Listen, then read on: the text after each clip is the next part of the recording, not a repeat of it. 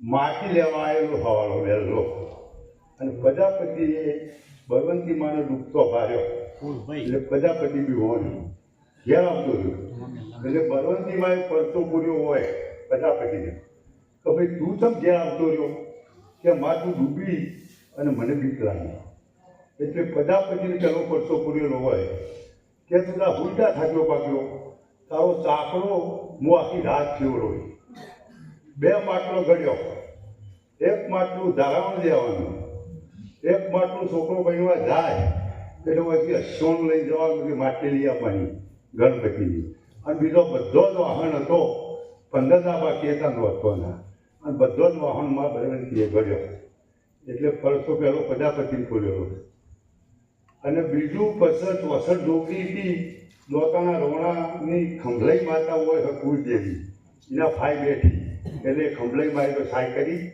64 ડોકરીની ઊંઘા ગામનો ગમે તે નાગરિક અંબાજી જાય બધા જ ગામોનો સ્ટેક લેવાતો પણ ઊંઘા ગામનો સ્ટેક લેવાતો નહોતો મૂળિયું નહોતું લેવાતું અને લોકોનો રોણા દોડતાથી અંબાજી મૂકવા આવતો ઊંઘા ગામનું નામ હોભળી બરોબર એ જમાનામાં આપણે હોય 64 ડોકરી તો રથ તંબોરવાનું નક્કી કરેલું હોય પરંપરા હતા એટલે હવે જુદી જુદી કુંભને કોમ પેલું તો વાઘરી ભારતથી આવ્યા હોય એ રથ તંબોરું ગુંજોના હતા એ તોણું અને પોજ ઘર હતો રમણનું ગોડિયાનું એ પોજ ઘર હાટે વાહોમાં કોઈ હોય હાલના તો ડેકડું એમને વગાડવાનું કોઈ વરગાડ વળગ્યો ખાધું હોય એટલે અને બીજે બધી જ કુંભોને કોમ પેલું પ્રજાપતિ ધારાવણ દે પટલીયા દબાથી દૂધ આપવું કુઠા રદ કરું એની સોળ પડે પ્રજાપતિઓનો ખ્યાલ આપણા સથવારોનો ખ્યાલ પડી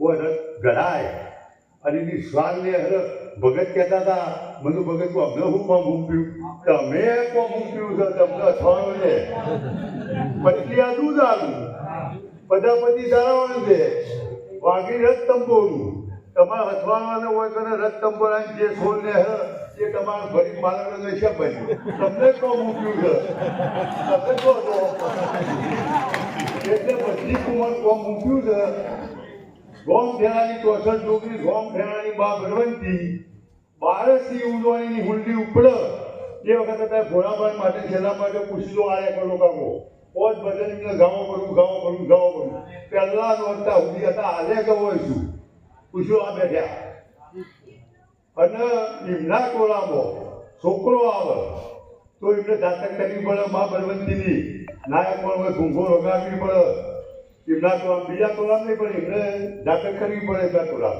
મા બળવંતીનો બધો કરવો તો હતું એટલે કરવો પડ્યો એટલે એમાં છૂટી જવાની આપણે ભેંસ વ્યાપારી હોય અને પાણી આવે તો તમે આપણે થાળી કરીએ છીએ એમાં આપણે જે બોલ્યા હોય તો કરવું જ પડે અને ના કરો તો બદદોષમાં પડો એટલે આ નેના છોકરા જીવનના જેટલા મરી ગયા કોઈ ભર ભરે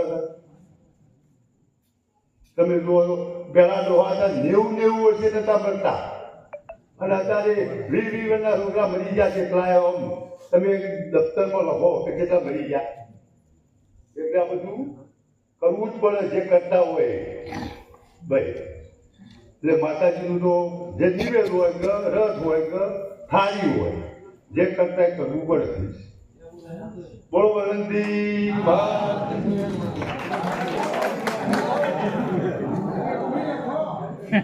તું જાણતા હોય મનુભાઈ ભગત આમ સાહિત્યકાર કહેવાય થોડું આપણને સમજાવશે થોડું માતાજી વિશે અને થોડું ગામ વિશે પણ થોડું આયા છે તો આપણે થોડું 10 મિનિટ વધારે એટલા વળી કોઈ બહારથી આવે 2021 આવે બોલ શ્રી મોકળિયાવીર મહારાજ કી જય. તમામ વડીલો ગામના અને યુવાન મિત્રો, પહેલી વાત કહું કે આજની આ એક સભા નહીં પણ એક આપણી ધર્મ સભા કહેવાય કે ધર્મને ઉજાગર કરવા માટે આપણે જે ભૂલ્યા છીએ અને ખરેખર આપણું સદભાગ્ય કહેવાય કે આપણે આ પ્રાપ્ત કરી રહ્યા છીએ.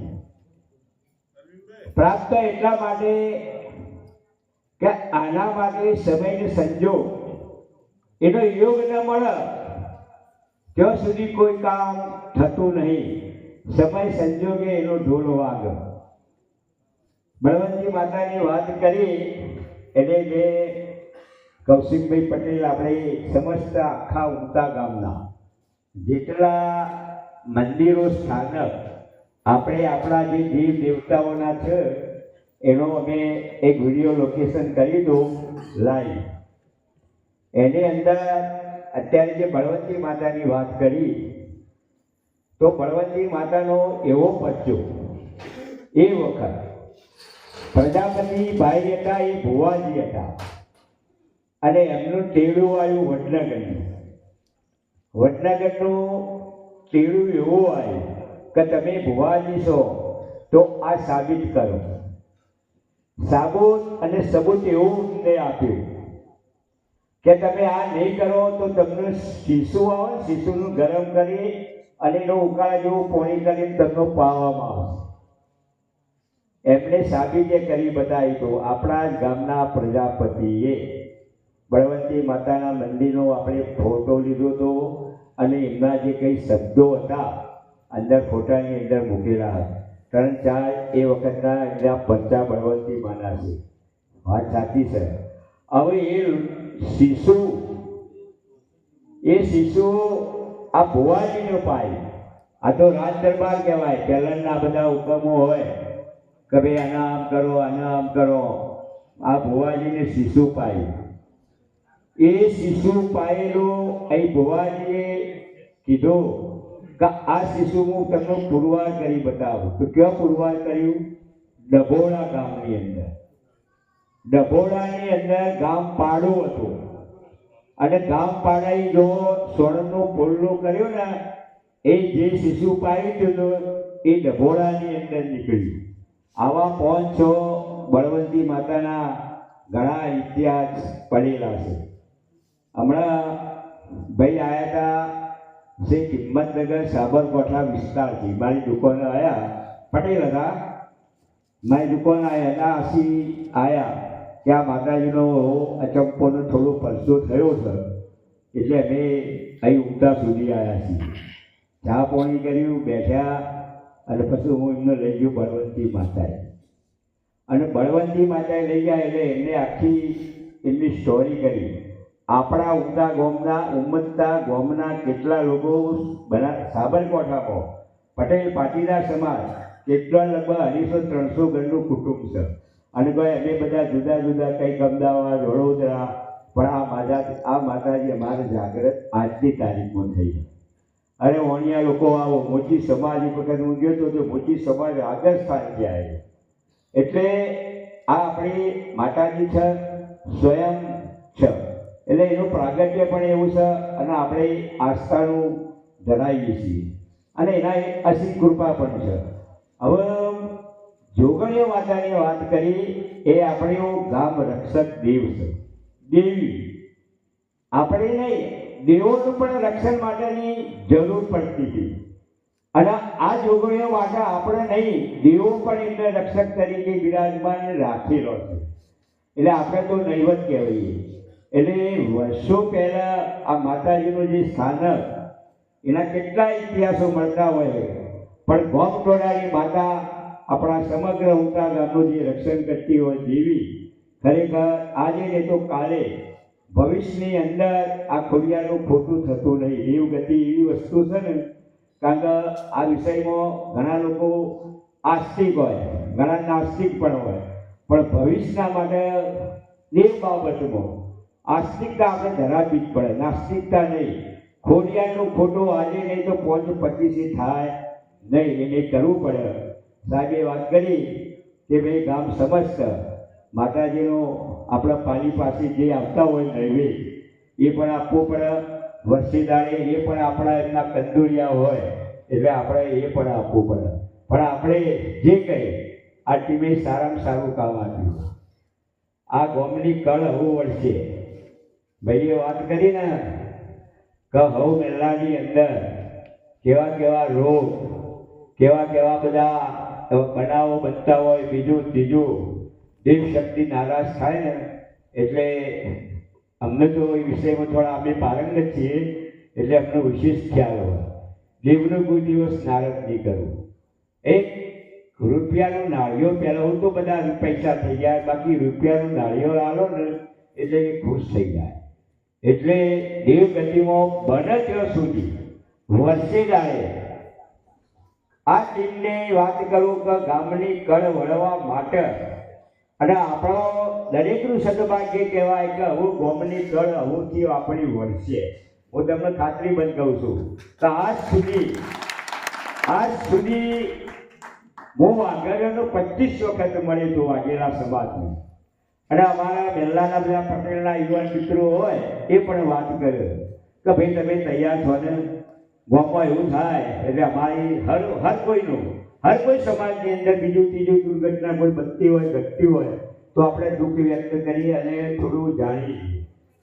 અને આમાં પહાડ થઈ જાય ને સાહેબ આપણે વહેલા જાગ્યા છીએ, આપણું સજ્જભાગ કહેવાય. અને ખરેખર આ ટીમે જે મહેનત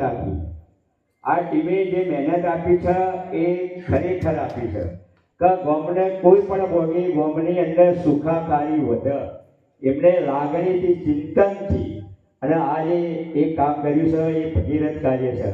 અને આવનારી પેઢી માટે આપણા માટે નહીં આવનારી પેઢી માટે પણ એમને સારું એવા વિચારોથી આપણને ભૂલેલો રસ્તો ફરીથી રસ્તા પર આપણને પાટા ઉપર ચડાવી દીધા.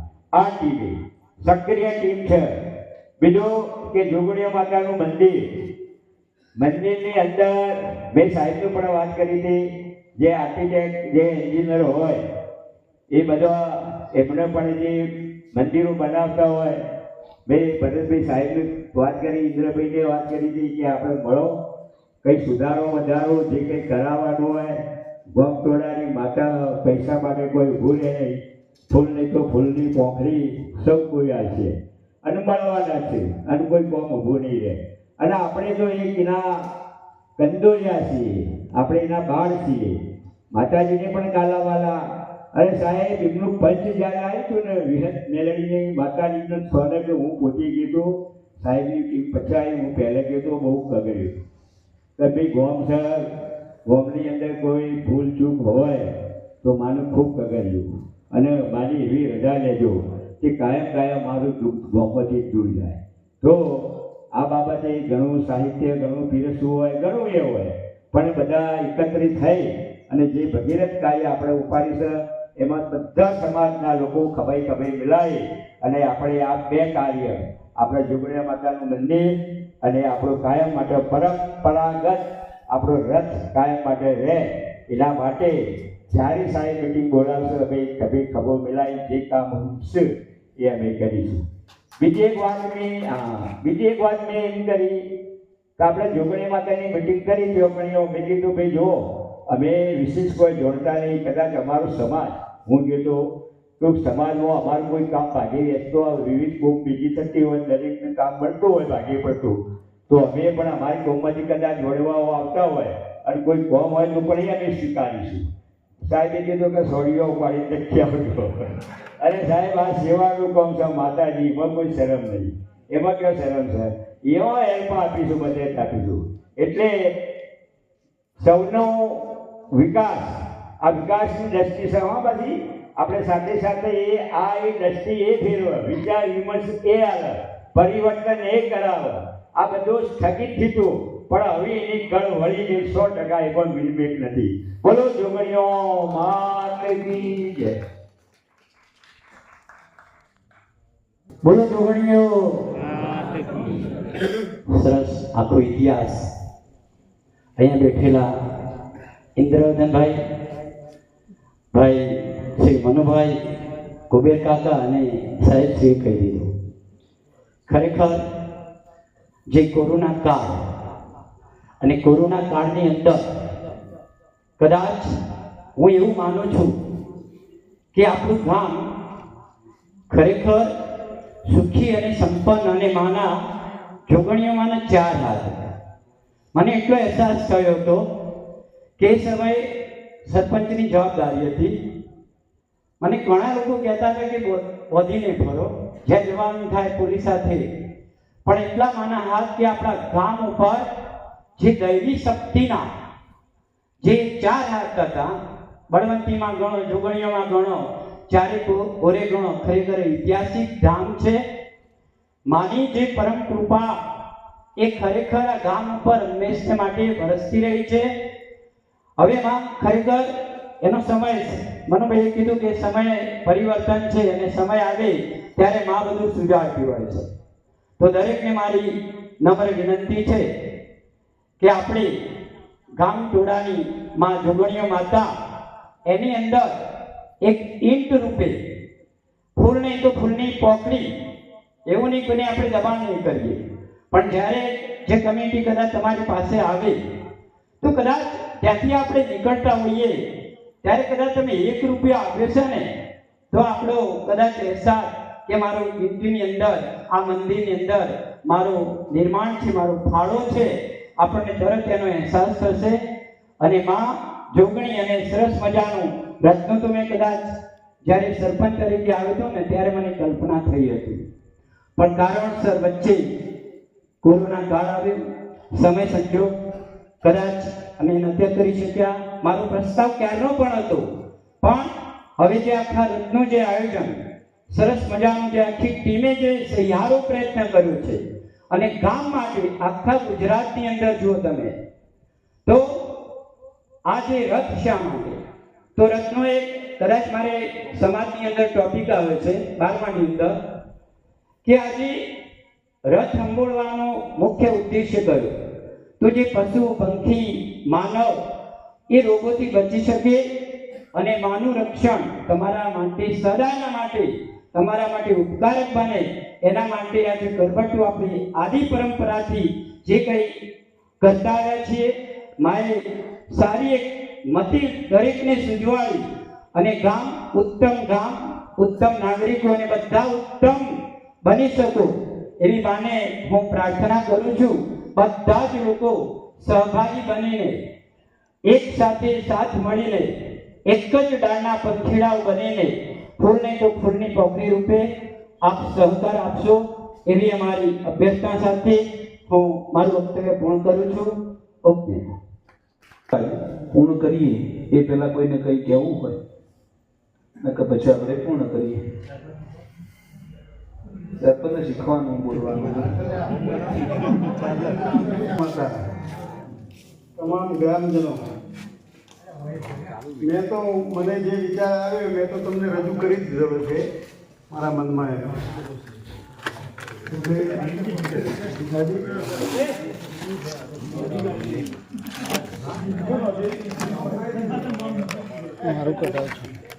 તમારી જે ઈચ્છા હોય તમારી મરજીની જે લખવા લખી અને એક કમિટી એવી બનાવો બધી જ જ્ઞાતિના માંથી લઈને, કોઈ એક નહીં, એકલા પટેલ નહીં, ઠાકોર નહીં, કેમ નહીં, એટલે દરેક જ્ઞાતિ જે કામ કરે એવા માણસો જાગૃત અને વ્યસન વગરના માણસોની એક ટીમ બનાવવાની, કોઈ વ્યસનમાં ના હોય એવાની ટીમ બનાવી અને પછી આપણે એનું ટ્રસ્ટ બનાવીએ. ટ્રસ્ટ બનાવવાથી શું ફાયદો છે કે જ્યાં મોટી મોટી કંપનીઓ જે હોય ને એટલે CSR સ્કીમ હોય છે. આ પટેલ, એમજી પટેલ, વી પટેલ, આ મોટી મોટી કંપનીઓ હોય તો એને સરકારે વધુ નફો જે કરતી હોય તો સરકારે એવું એક એમને પોઈન્ટ સૂચવ્યો કે તમે કોઈ જાહેર સંસ્થા, લોકો ઉપયોગી કોઈ પણ સંસ્થામાં તમે એ દાન આપો તો તમને અહીંયા ઇન્કમ ટેક્સમાં બાદ મળે. એટલે એમજી પટેલ આ બધા જે પૈસા આપે છે આપણા માટે જ કમાય છે.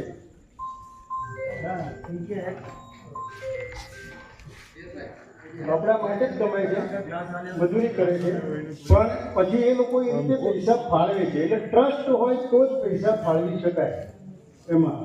તો આપણે તો બધા થોડું ઘણું ભેગું કરીશું દાન, પણ ટ્રસ્ટ બનાવી દઈએ, નોંધાવી દઈએ તો આપણે મોટી કંપનીઓ જોડે જઈને એમની જોડે દાનની માગણી કરી શકીએ. તો થોડું સારું એવું ભંડોળ થઈ જાય અને આપણે ફૂલની તો ફૂલની પાંખડી, નાના મોટા જે માણસો હોય તો એવું કહીએ કે ઘર દીઠ એક ફિક્સ રકમ કરી દઈએ વધારે 500 રૂપિયા કે 1000 રૂપિયા કે ફરજિયાત ઘર દીઠ 1000 રૂપિયા આપવા. પછી એમાં 5-10% કોઈ પરિસ્થિતિ બરાબર ના હોય તો એને ફરજિયાત નહીં કરવાનું, પણ પહોંચતો હોય થોડું ઘણું હોય તો તમે ઘર દીઠ 500 કે 1000 રૂપિયા જેવું યોગદાન આપો તો તમે બધા આખા ગામે ભેગા થઈને એમાં કોન્ટ્રીબ્યુશન આપ્યું જેવું થાય અને એને લાગણી થાય પાછી જતા આવતા. એટલે એવી રીતે આપણે બધી ટીમ બનાવીએ અને આગળ વધીએ. અને જરૂરી છે ગામનું કેટલું સુંદર નાખવું હોવું જોઈએ, અંદર ઘૂસતા જ આપણે એટલું જ ભવ્ય મંદિર બનાવીએ કે એના નમન કરીને જ ગામમાં પ્રવેશ કરીએ તો તમારા વિચારો પણ સારા આવે. એટલે વધારે તો બહુ નથી, પણ અમે બળવંતી માતાની વાત કરતા હતા ભાઈ, હું સાંભળતો હતો. એટલે બળવંતી માતાની હિસ્ટ્રી ઘણી છે એમ, પણ હું સમજું છું ત્યાં સુધી આ ગામ પહેલાં જૈનોનું જબરજસ્ત ભવ્ય તીર્થયાત્રાનું સ્થળ હશે, એમાં બીજી કોઈ જ્ઞાતિ હશે નહીં. અને એ એટલું ભવ્ય કે આ જે મંદિર નીકળ્યું છે એને તો ઉમરો છે, ઉમરો આખો ગોળ ઘસાઈ ગયો છે આખો. હવે એનો મેઇન દ્વાર છે નીચા નમી જવાનું છે, એટલે કોઈ વાહન કે ઘોડા કે હાથી કે કોઈ સુધી ના શકે, સંરક્ષણ માટે બનાવેલું. એટલે માણસ સિવાય કોઈ ગયો નથી એના ઉમરા ઉપર પગ દઈ. હવે એટલી બધી પબ્લિક યાત્રાઓ આવતી છે તો એનો ઉમરો આખો આમ ગોળ ઘસાઈ ગયો છે, પગથી ઘસાયો છે. તો કદાચ કાશી કે પેલા મોટા જે છે એના કરતાં પણ કદાચ ભવ્યતા હશે એની. એટલે એ વખતે પછી આ મુસ્લિમોના આક્રમણો થયા અને આ લોકોને થોડો ખ્યાલ આવ્યો કે આ લોકો લૂંટવા આવ્યા છે. એટલે જે મૂર્તિઓ હતી એને એમને દાગીના કાઢી દીધા, એક પેટીમાં મૂકીને ખાડામાં મૂકી દીધા. મૂર્તિઓ એકબીજા ઉપર 72 મૂર્તિ હતી, એકબીજા ઉપર આમ ગોઠવી દીધી વેગરો નાખીને અને એને સંતાડી દીધી કે બીજું વધારે નુકસાન ન થાય. પછી પેલા લોકો આવ્યા આક્રમણ કરી, એમના હાથમાં કંઈ આવ્યું નહીં એટલે તોડફોડ કરીને અને ખૂબ માણસો જ મારી નાખે છે. આજે પણ તમે ક્યાંય પણ વાયા ખોદશો ને તો હડપિંજર નીકળે છે. એટલે કટલેઆમ ખૂબ કરી નાખ્યું એ લોકોએ અને પછી જતા રહ્યા. એટલે પછી આ ગામ છોડીને બધા કેટલા માણસો મારી નાખ્યા અને જે થોડા ઘણા બચ્ચાને ભાગી ગયા પછી આ પેલા લોકો જતા રહ્યા. એટલે પાછા જે બચ્યા ને એ આવ્યા એટલે એમને એમ થયું કે આવું ખંડેર પણ આપણે આને સંતાડી આવું જે બચ્યું છે એ પણ. એટલે એમને આખી દિવાલ કરી છે, લગભગ 10 ફૂટ જેટલી પહોળી દિવાલ હતી. અહીંયા દિવાલ ચણીને અને એના ઉપર માટી નાખીને એને પૂરી દેવામાં આવ્યું કે ગમે ત્યારે આ નીકળશે પણ આનું બીજું નુકસાન ન કરી શકે. ઘોડા ગધેડા જેસીબી ના હોય, કંઈ ના હોય, અને એમને એટલો બધો ખાડો પૂરી દીધો અને પૂરી દઈને એ લોકો ગામ છોડી જતા રહ્યા. પછી આ જંગલ જેવી અવસ્થામાં ગામ હશે એટલે ઝાડ ઉગી ગયા, આ નાના ટેકરામાં એટલે પેલા માટીના ધોવાણથી બધું થઈ ગયું. એટલે કોઈને ખબર નથી કે આ શું છે. એટલે પછી અમારા વડવાઓ બેચરાજી બાજુ કારલી ગામ છે અને ત્યાં રાજપૂતોનો ત્રાસ અને બીજા કોઈ ત્રાસ હતા. એટલે રાતોરાત ગાડાઓ ભરી અને નીકળી ગયા. એટલે પહેલાં સર્વે કરી ગયા કે ક્યાં જવું એમ. એટલે આ એમને ટેકરો ગમ્યો, રૂપિયાની નદી હતી, આ નાના ઊંચું ટેકરાવાળું ગામ છે તો આપણે એમ કે અહીંયા વસવાટ કરીએ. એટલે વડવાઓ અમારા જે કુટુંબના જે હિરજી રંગજી પરિવાર અમારો છે એટલે સૌથી પહેલાં આ ટેકરો અને સરસ જગ્યા જોઈ અને અહીંયા શિફ્ટ થઈ ગયા રાતોરાત ગાળો ભરી. એટલે અમારો હિરજી રંગજીના 3 છોકરાનો વસ્તાર અહીંયા આવ્યો. એટલે સૌથી પહેલાં જે સરખી જગ્યા હોય ત્યાં જ વસવાટ કરી. એટલે ભક્તાનો માર્ગ જે છે સમથળ હતો જે પેલા ભાઈલાલ ભાઈ રહે છે એમાં અમારા વડવાઓ આવ્યા, એમના 3 દીકરા, એમાંથી હિરજી રંગજીના વેલજી, પછી વેલજી અમારા ટેબાળો માઠ અને ખડકીઓ છે, પછી એક દયાળજી આ ચૌટાળો માઠ અને કામરે જે આ ભક્તોનો માઠ. એ 3 દાદા જેમ જુદા પડ્યા એમ એમને બધાએ વસવાટ કર્યો. પછી એના પછી એવું બન્યું કે સાવત્રા પાર્ટી જે છે એ અમારા ભાણા છે. એટલે એમને પણ કોઈ એમના ગામમાં કોઈ તકલીફ હશે અને એમને મેસેજ મળ્યા એટલે એમને અહીંયા બોલાવી દીધા ભાણા તરીકે. એટલે આ ધોળા બાજુનો માર્ગ જે છે જે જગ્યા ઊંચી હોય ત્યાં જ વસવાટ કરે પહેલાં. એટલે એ એક જગ્યા વચ્ચે હતી. એની સાથે કંસારાનું કુટુંબ આવ્યું. કંસારાનો માળ છે ને એ તમે જુઓ ઉપર જ છે આ બધા.